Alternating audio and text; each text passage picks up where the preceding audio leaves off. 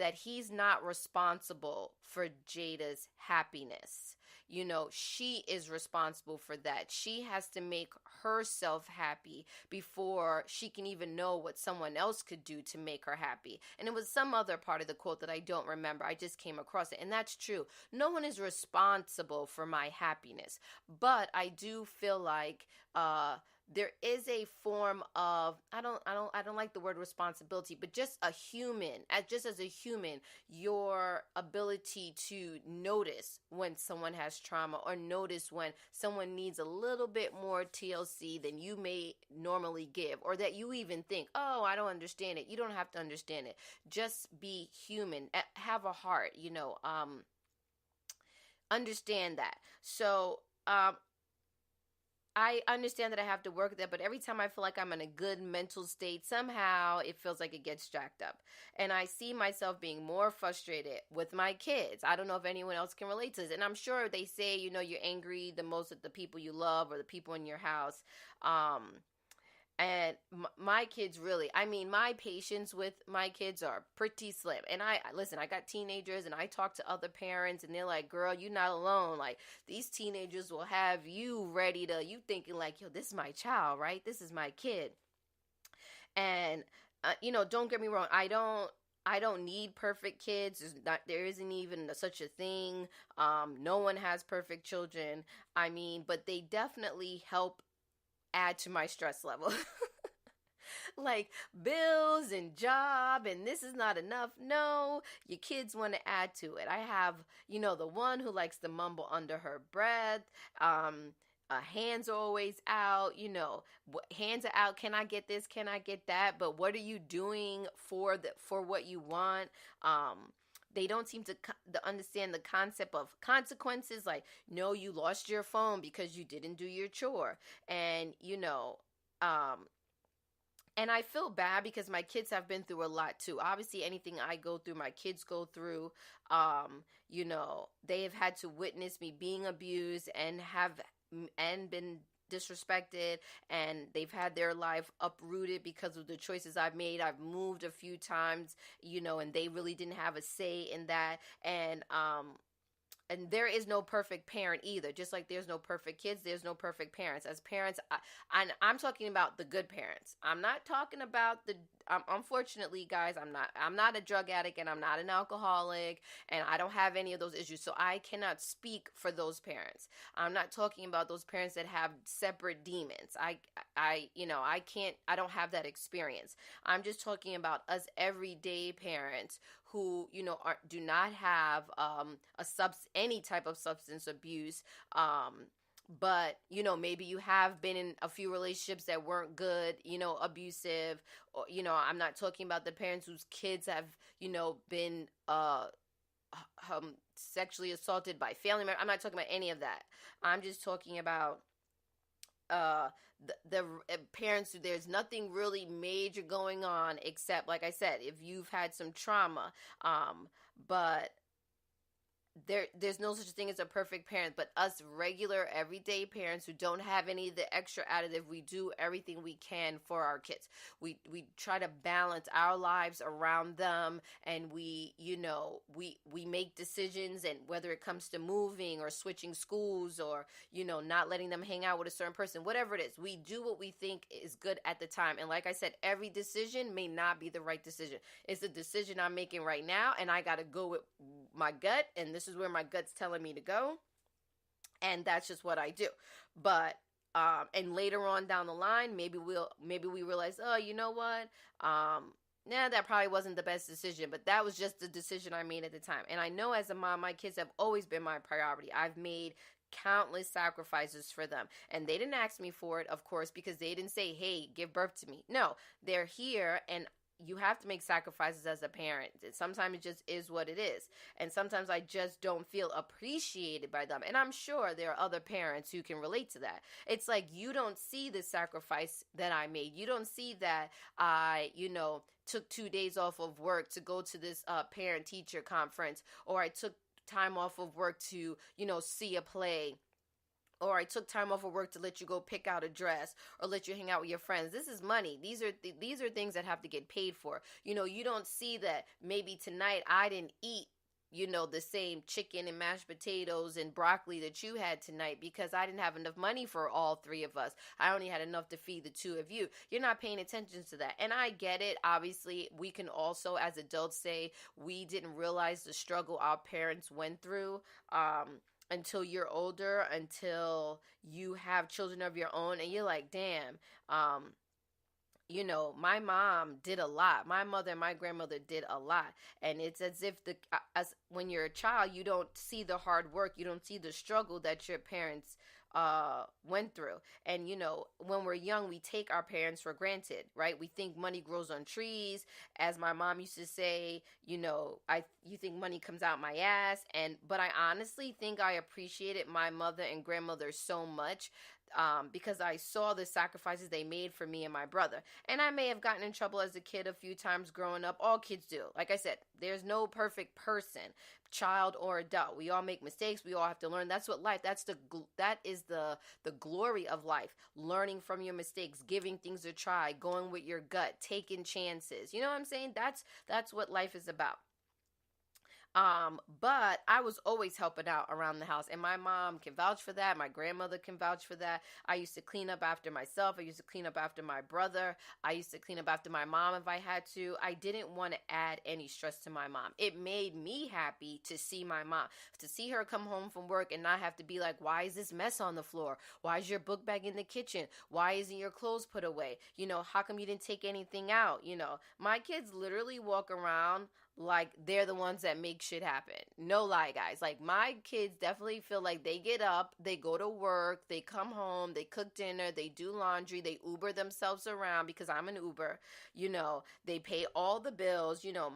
My oldest daughter's a cheerleader, and I think she thinks she pays her cheer fees, her cheer dues, her cheer tuition, her uniform. My other daughter, she's a swimmer. I think she thinks she gets around. She must magically get there. She must close her eyes and wake up and she's at the gym.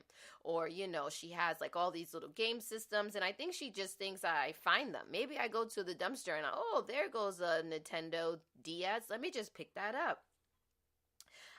There's no thank yous, no appreciation, no let me help out my mom, no, let me take out something for dinner. Let me make dinner tonight. Let me do a load of laundry, unless it's my own laundry. And then it's one pair of shorts. I need these shorts for tomorrow, so I'm just going to wash these pair.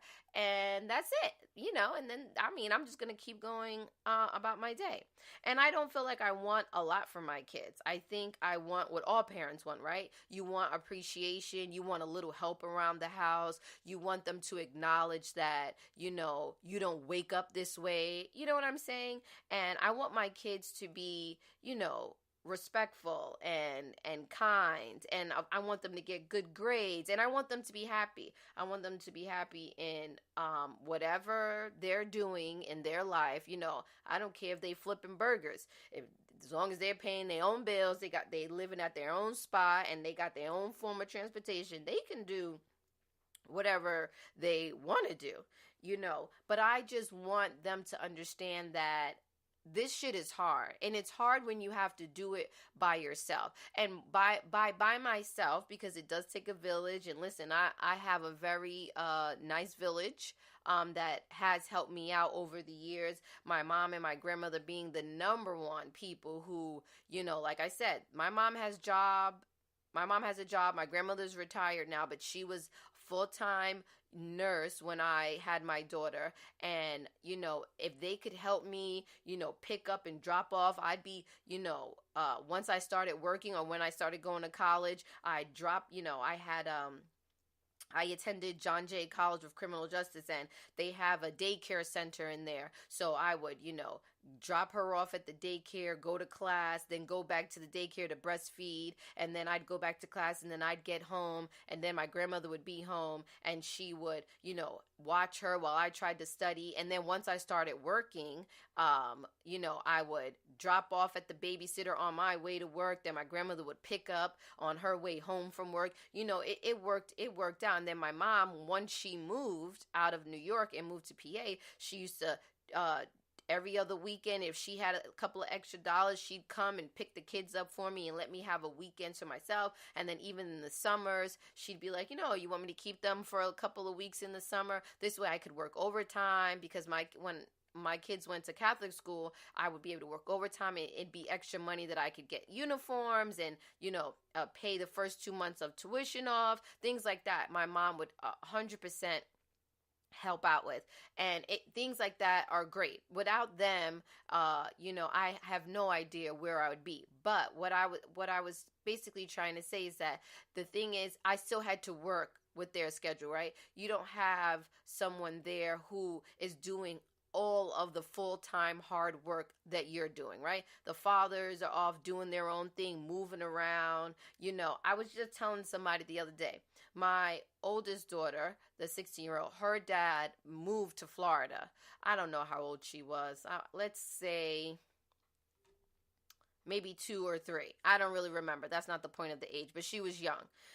Picked up and moved to Florida without even a word. Now, mind you, we're not a couple. I don't need you to tell me. You don't owe me anything, but it's just a respect level, right? If you have a child and you're moving to a whole nother state, and not a state that's drivable within 2 hours, okay?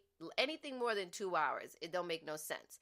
Move to Florida and you don't have a conversation. Now, for me, this is how the conversation should go. Hey, because he moved to Florida for money, for a better job. Living in New York is very expensive, even back then. I mean, it's gotten worse now. But, getting an apartment, whatever, these jobs, they want to pay you $5, but then the rent want to be $1,500, $1,600. I don't know how they expect people to survive, right? But so he was moving because he had a good job opportunity out there, and he could have a nice condo within a means, even a 2-bedroom condo he could have, and not be, basically working just to pay the rent. And I get that, right? I understand that, but it's a conversation that you should have. Sit down and say, hey, listen, this is what I'm thinking about doing. I've really looked into it. Moving to Florida would really be good for me. I can get a job, whatever. Sit down. We can come up with a plan. I understand that because I'm going to be so far away, I cannot help you with my child, right? I can't pick up, and not that he wasn't doing this before, but now you definitely, like, he was my last resort, right?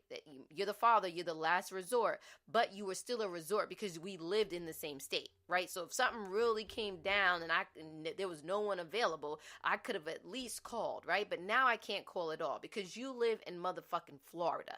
Have a sit down and say, okay, so I can't help you with this. Obviously, financially, compensation should come up because now I'm going to be doing more of the running around, right? I'm the one doing the training back and forth. Even my grandmother is doing the training, picking up, getting off the bus early. These are things that we're doing that you weren't doing already, but now you definitely won't be doing because you're not available. Have a conversation. You sit down and you say, hey, listen, this is what I need to do for myself right now. I understand, maybe even seems a little selfish, but what can we do to work together? How soon can I leave? What do you need from me right now that we can set something up? Maybe let's look into a babysitter together. I can help you with that. Whatever. This is what I expect. And that's even in a relationship. When things need to change, you need to do something for yourself. You have a sit down, you have a conversation. And this is when I say alone, because I'm a full-time mom all day, every day. I don't get the breaks, and no other full-time parent does either. This is not like a sob story. I'm saying that other moms or dads, single moms, you understand where I'm coming from, because this is the everyday in and out. My life revolves around these kids. I can't just say today I'm not in the mood. You know what I'm saying? Today I'm tired. Today I'm sad. I mean, parents do it. There are plenty of parents who say, today I'm just not fucking parenting. But let's just be real. That's not how it should go. You have a sit down, you have a conversation. And it just gets difficult. And I feel like, obviously, your kids shouldn't have to worry about that. They're kids. But as you get older, I don't have 5-year-olds. I have teenagers. My daughter is going to be a senior in high school in September. She's taking driver's ed. You know what I'm saying? She's going to college. We're doing college tours. At a certain age, I need you to understand that it's not all about you, that that this world does not just move and you're sitting there. You know, your mom is working really hard to give you the best that she can and making lots of sacrifices. And all I would like as a parent is a I don't even